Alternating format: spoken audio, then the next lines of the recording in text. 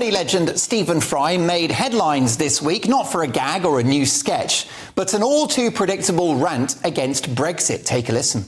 I mean, Stephen, it's been an extraordinary period. You know, COVID, Brexit, all of those things. Brexit, we must mention Brexit. The Labour Party is afraid to mention it. It was a catastrophe and everybody knows it deep in their bones. Well, and not everybody would agree with you. They know it, of course they do. They know it, of course they do. Now, I voted Remain. You heard me right, but I immediately accepted the result. And I might have hoped that Fry, a famously clever man, educated to within an inch of his life at Cambridge University, would understand the concept of democracy too. I'm sure that he read some Latin, you'd hope so. But it seems that this darling of the media elite isn't happy with the decision made by a majority of the public, the proletariat, the great unwashed, to leave a political bloc. Demonstrating how religious rather than political or economic this irrational hatred of Brexit has become, Fry offers no argument against Brexit, merely saying that everyone, whoever they are, can feel it in their bones that it's been a catastrophe. Hating Brexit has become a cult. Honestly, these die-hard Remainers are utter cults. After all, everything, apparently, is Brexit's fault. Supply chain problems are Brexit's fault, even though the world was in lockdown for 2.5 years. Inflation is Brexit's fault, even though the government printed empty billions to fund the COVID response. The national debt, energy bills, the cost of living crisis, all of this is Brexit's fault, not the fact that we borrowed money we didn't have in a failed attempt to stop a virus. What else might Brexit be responsible for? The stubborn recession in Germany and across the Eurozone, is that Brexit? England's dismal performance against Ukraine in the football, is that Brexit's fault? What about the wildly unfunny all-female reboot of Ghostbusters? Another consequence of our departure from the bloc? Do me a favour. In the eyes of these millionaire lovies with more air miles than the Wright brothers, Britain is apparently a xenophobic, backward-looking hellhole. Fry's old mate Emma Thompson described this country as, and I quote, a rainy corner of sort of Europe, a cake-filled, misery-laden, grey old island. None of this, of course, is true. Britain is an economic and creative powerhouse, a joyful, open and tolerant society, and a global beacon of diversity. And we have a complex but proud history. Of course, among the showbiz elite, this is an unfashionable view. And talking down the country and raging about Brexit is their favourite pastime as they guzzle Negronis at the Groucho Club in Soho.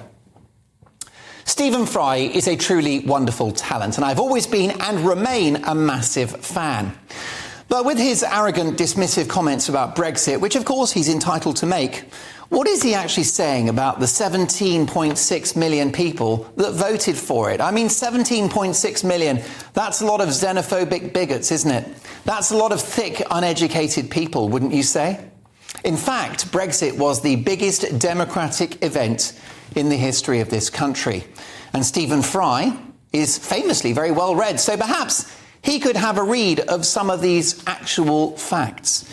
BNP Paribas, one of the biggest banks in the world, a French bank no less, has advised its clients to move money out of the Eurozone into Britain. How about this, Mr. Fry? Britain has been readmitted into the EU's Horizon project. Such is the value of our scientific expertise. Since we left the EU, Britain has grown 8.7%, Germany 8.1%, and Italy 6.1%. Did Italy have Brexit?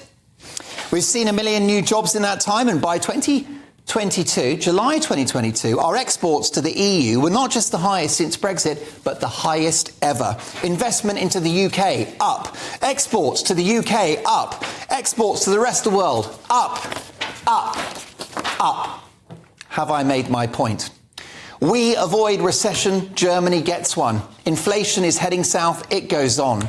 Even that well-reported figure that Britain was the slowest G7 country to recover from the pandemic proved to be a big fat lie, with the ONS correcting what they thought was a downturn of 0.2% to the truth, which is that we had expanded by 1.5%, outpacing, wait for it, Germany, France, Italy, and even Japan. There's the AUKUS nuclear defence deal with America and Australia, not possible with EU membership. There's the trade deal with the CPTPP, which I thought was a cough mixture, but is the largest trading bloc in the world, bigger than the EU. The Canadian meat industry are currently complaining about that deal because, wait for it, it's too good for Britain. That's right, Brexit winners, furious Canadians claim new trade deal is too positive for the UK. We currently have 38 active trade deals, which we don't have to pay the EU for, with more on the way, including India and a market of 1 billion people. Oh, and we can dispense with the idea that Britain doesn't produce anything anymore. That old chestnut. This week, it was announced the UK manufacturing has jumped to number 8 in the world, leapfrogging France, no pun intended, and closing in on Italy, mamma mia. Rising to number 8 in the world for manufacturing since Brexit.